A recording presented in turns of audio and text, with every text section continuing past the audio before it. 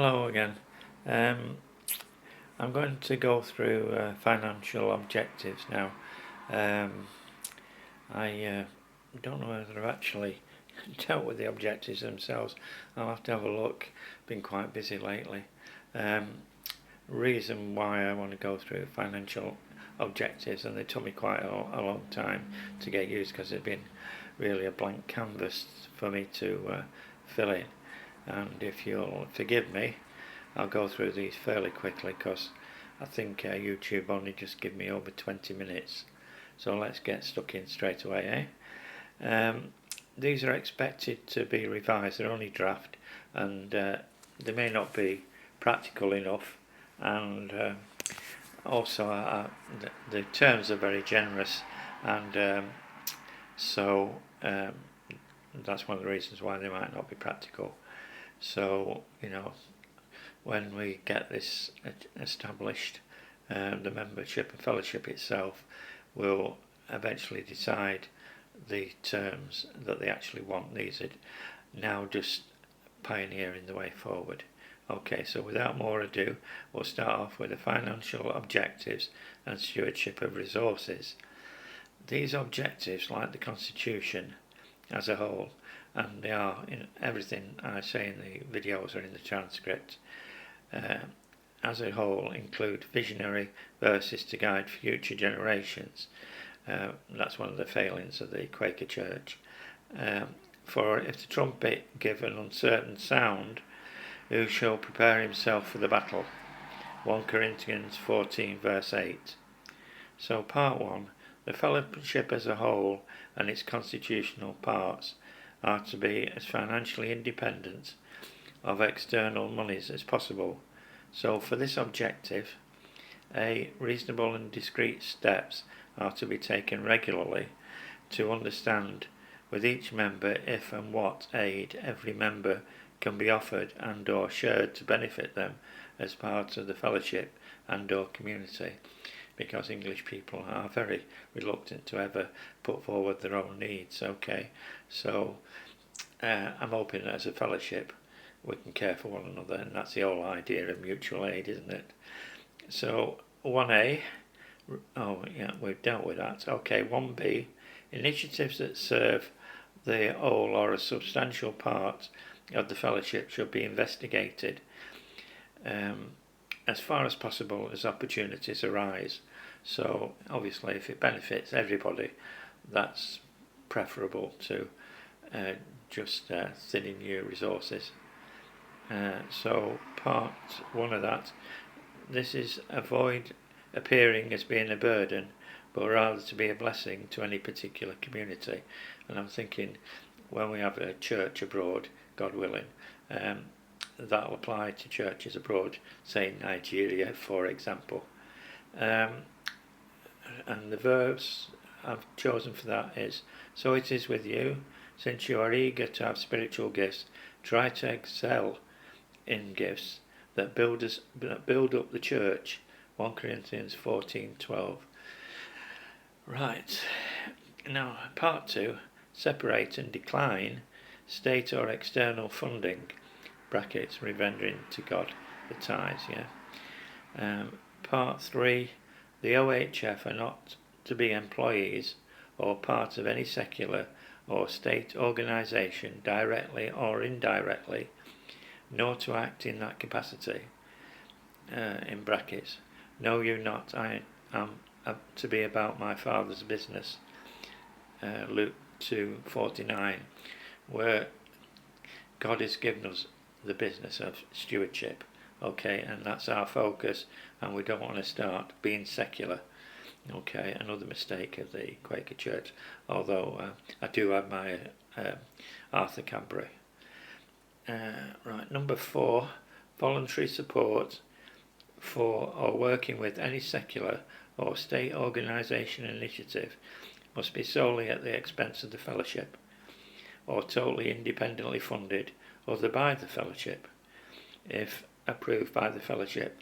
So if we're to be involved, we don't want our hands on state money. Part 5, any monies given by external bodies can only be accepted as long as they place no obligation or requirement upon the fellowship, even for good works.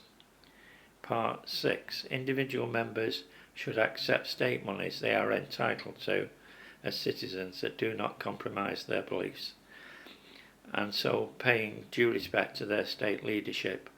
This is brackets. This is also why you pay taxes, for the authorities are God's servants who give their full time to governing. Romans 13:6.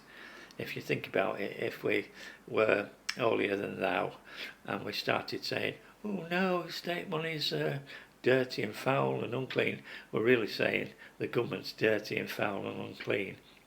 So moderation in all things, you know. Now that was part 2. Oh no, before part 2 we have part number 7. Tax refunds are to be accepted as these are without preconditions. Now, clause 2, the biblical challenge to holding all things in common is interpreted as holding in common all things that are donated or freely given. Acts 2:44. That's because I have seen this misused by other churches, in that they demand that the church has all the wealth of the individual members. I've only seen it once, but once is enough. Okay, so we're not in that business. We're in the business of serving Christ and building up the church, not ourselves. So, part 2a, under the direction and scrutiny of the old fellowship. Okay, so no individual mavericks trying to use it for their own benefit. Part B, not to be used to deprive any member or cause a lower standard of living or creating any hardship or distress to a member or members, regardless of whether they have given to the fellowship or not. Okay, so we're a force for good, not for evil. So that 1. All members are free to donate or not to the fellowship as they desire. 2. Voluntary tithing is encouraged to support the fellowship and its work. Okay, that goes without saying, and it's the same more or less in most churches. Okay, clause D. In the sake of individual hardship of a member or members. Now I'm thinking here, Christians can be enormously generous in the giving, and I don't want somebody. I think there was a Queen of Sweden actually that gave her whole throne and fortune to the Catholic Church. God bless her soul. But I really want people to do it in moderation. I don't want them to give all the money and get into hardship. Right, so part 1. These are pretty generous terms, you know, and I've never seen any other church want to give money back. 1. Release those funds given by a member in difficulty should be returned back to them if they so demand, as far as is possible at any one time. So that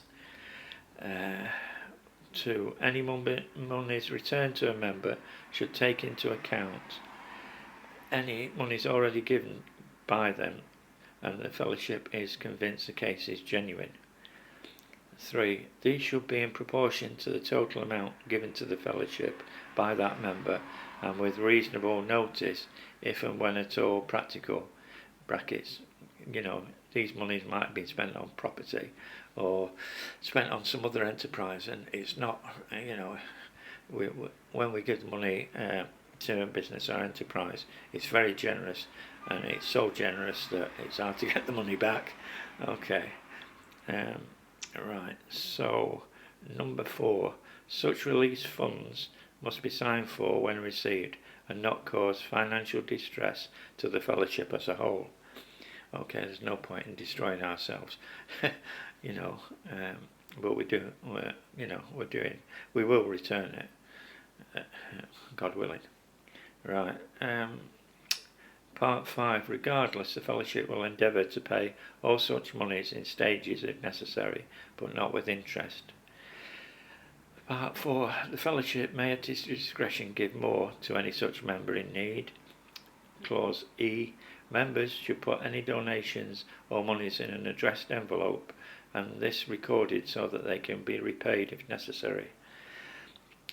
Part 3. God's purpose for his people includes the Open Heaven Fellowship in union, acting to A. Support Christian partnerships, businesses and charities with discretion. Even Jesus was a carpenter. Paul worked as a carpenter in business. Paul went to see them because he was a tent maker as they were, and he stayed and worked with them. Acts 18, 2 and 3. Okay, so part 3, part B. None should give grudgingly, but of their own free will. Historically, these objects were similar to monastic living. Okay, so they've already been practiced and workable before. Now, number 4. To share mutual, practical, spiritual and financial support to each other and then to outside causes or persons. These provisions, being acceptable to and agreed by the fellowship. Okay, so I think I'm only at 11 minutes, so I have been going through it quite fast. So I have got time to continue, and we'll have a look at clause 5, distribution of monies. At the discretion of each fellowship and confirmation by vote of all members, financial support will be 1. Given or lent to members or Christians applying before any other applicants. Part 2. Such applicants will grant the fellowship a 10% share of any enterprise as a sleeping partner with reasonable power to check accounts if the application is successful. Okay, so I've chosen 10% rather than be negotiating and we want 60% of your business, but yeah, we're going to help you. 10% is like a biblical tithe. Okay, so it's only what God would demand, and anyway, as you see later on, it's only money that they'd be paying as a tithe anyway. Right, so I was there, wasn't I? I lost my place at the moment. Right. Alright, 5. Ah, yes, that's right. Part 3, 5, part 3. Such monies are not refundable by the fellowship. Okay, because we've already donated to the business. In the event of the failure or bankruptcy of such an enterprise, then the fellowship will be granted first call and prior distribution of any monies left over. Sorry, I'm going through it so fast I'm losing my own place of myself going back. Right, so part 5, the church will not be held responsible for any debt incurred by any member, business, reciprocant or applicant. This means basically that when we support a business, we're leaving them free to do their own thing. You know, we're not imposing conditions on them that stop them from actually being a business. But we're there to help. Right, application is an acceptance of these terms. That was part 6. I've got a spelling mistake there, so I need to change that. Part 7, no interest will be charged, but the recipient will repay the loan within 10 years. For inflation, this will likely effectively result in a gift of part of these loans and a subsidy. Basically, with inflation over 10 years, your money's likely to disappear. So what we get is tithe money, really, over a 10-year period. But it depends on the generosity of people, you know, who are running the businesses. Right. Let me see.